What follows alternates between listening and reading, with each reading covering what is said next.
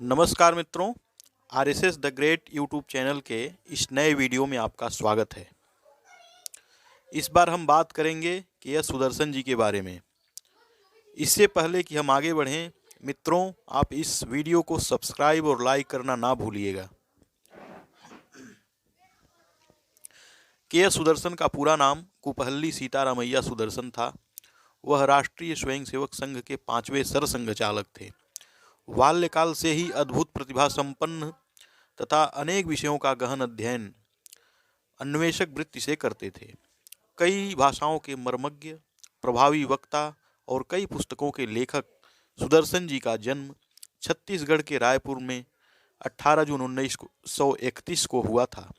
उनका परिवार कर्नाटक का रहने वाला माना जाता है, परंतु वास्तव में उनके पूर्वज तमिलनाडु के संकेती के रहने वाले हैं और इसलिए उनकी मातृभाषा तमिल और तेलुगु मिश्रित है।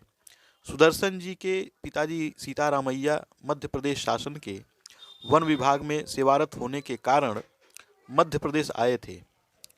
अपने सेवा काल में प्रदेश के कई स्थानों पर रहे। उनके साथ रहते हुए ही दमोह, मंडला, रायपुर आदि स्थानों पर सुदर्शन जी की प्राथमिक शिक्षा पूरी हुई।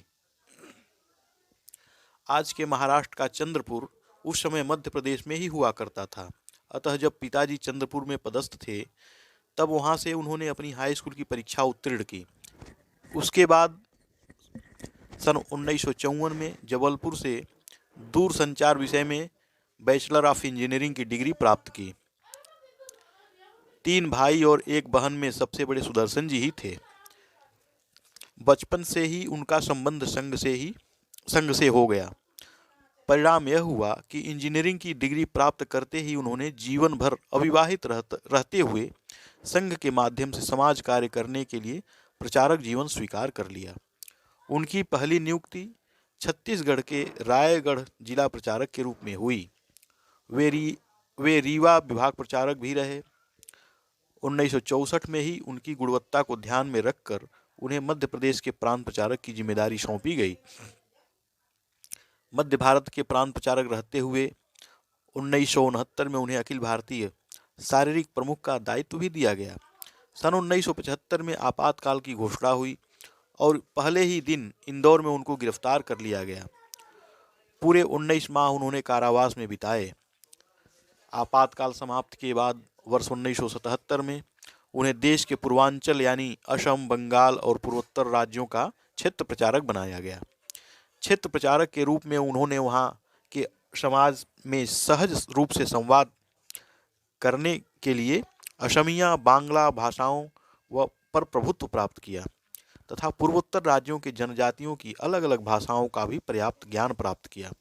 कन्नड़, बांग्ला, असमिया, हिंदी, इंग्लिश, मराठी इत्यादि कई भाषाओं में उन्हें धारा प्रवाह बोलते हुए देखना यह कई लोगों के लिए एक आश्चर्य तथा सुखद अनुभूति का विषय होता था।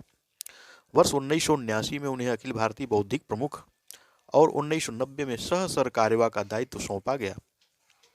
अपनी लंबी शारीरिक अस्वस्थता के कारण प्रोफेसर राजेंद्र सिंह उर्फ रज्जू भैया ने 10 मार्च 2000 को अवकाश लेने की घोषणा करते हुए अपने स्थान पर सुदर्शन जी को सरसंघचालक मनोनीत किया। इतनी प्रतिभा और संघ के सर्वोच्च स्थान पर होने के बावजूद उनकी सहजता और सरलता के कारण समाज के विभिन्न स्तरों के लोग तथा स्वयंसेवक उन्हें बिना संकोच मिलकर अपनी बात रखते थे। उन्होंने 21 मार्च 2009 को सरसंघचालक के दायित्व से स्वयं निवृत्त होकर डॉक्टर मोहन भागवत को सरसंघचालक का दायित्व सौंपा। वे तभी से भोपाल में रहकर सारे देश के दौरे करते हुए विभिन्न क्षेत्र में चल रहे सामाजिक कार्यों का मार्गदर्शन करते रहे। सरसंघचालक के रूप में उनके 9 वर्ष के कार्यकाल में संघ के 75 वर्ष की पूर्ति के निमित्त राष्ट्र जागरण अभियान, द्वितीय सरसंघचालक गुरु जी की जन्मशती आदि कई अभियानों के माध्यम से संघ कार्य का विस्तार हुआ। रायपुर में 15 सितंबर 2012 को 81 वर्ष की अवस्था में सुदर्शन जी का शरीर शांत हुआ। ग्राम विकास के कार्य, स्वदेशी तंत्रज्ञान आदि विषयों के माध्यम से साम्यवाद तथा पश्चिम के देशों के भौतिकवाद से अलग हटकर हिंदू समग्र चिंतन पर आधारित विकास पथ के अन्वेषण को उन्होंने प्रोत्साहित किया। सुदर्शन जी अपने कई बयानों के कारण विवादों में भी रहे। उनके द्वारा 2010 में भोपाल में कांग्रेस अध्यक्ष सोनिया गांधी पर की गई टिप्पणी से पूरे देश में बवाल मच गया था। वर्ष 2005 में हिंदुओं की आबादी को लेकर उन्होंने कहा था, हिंदुओं को कम से कम 3 बच्चे पैदा करने चाहिए ताकि हिंदू धर्म, संस्कृति और समाज की रक्षा हो सके। वर्ष 2009 में उन्होंने कहा था, जिन्ना के कई चेहरे थे। आप इतिहास ठीक से पढ़ेंगे तो पाएंगे कि वे तिलक की तरह संयुक्त भारत के लिए प्रतिबद्ध थे। पंडित नेहरू पर उनकी टिप्पणी थी, पंडित नेहरू और लॉर्ड माउंटबेटन कश्मीर समस्या के लिए जिम्मेदार थे। पंडित नेहरू एडविना माउंटबेटन के प्रभाव में काम करते थे।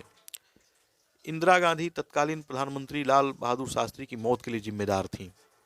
तो मित्रों, आपको यह वीडियो कैसा लगा यह कमेंट बॉक्स में लिखकर ज़रूर बताइएगा और जाते जाते इस वीडियो को सब्सक्राइब और लाइक करना ना भूलिएगा और अगली वीडियो की सूचना के लिए बेल आइकन ज़रूर दबाइएगा। धन्यवाद।